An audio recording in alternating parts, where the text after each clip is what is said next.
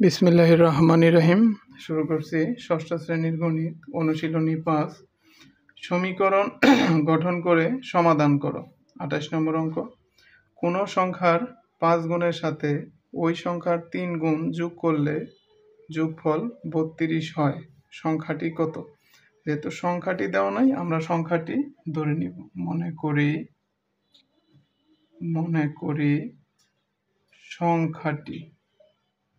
করি সংখ্যাটি সমান x ধরে নিলাম। প্রশ্ন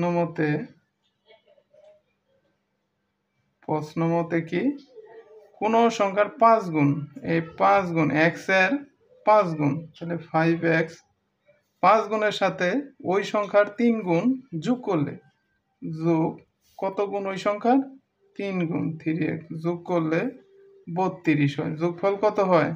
এই 32।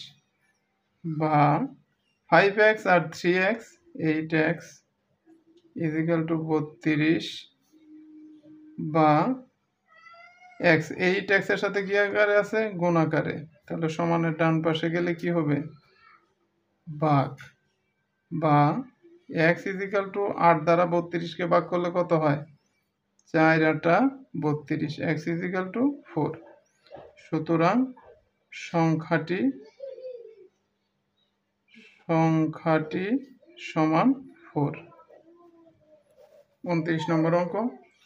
কোন সংখ্যার 4 গুণ থেকে ওই সংখ্যার দ্বিগুণ বিয়োগ করলে বিয়োগফল 24 হবে? কোন সংখ্যার? তাহলে মনে করি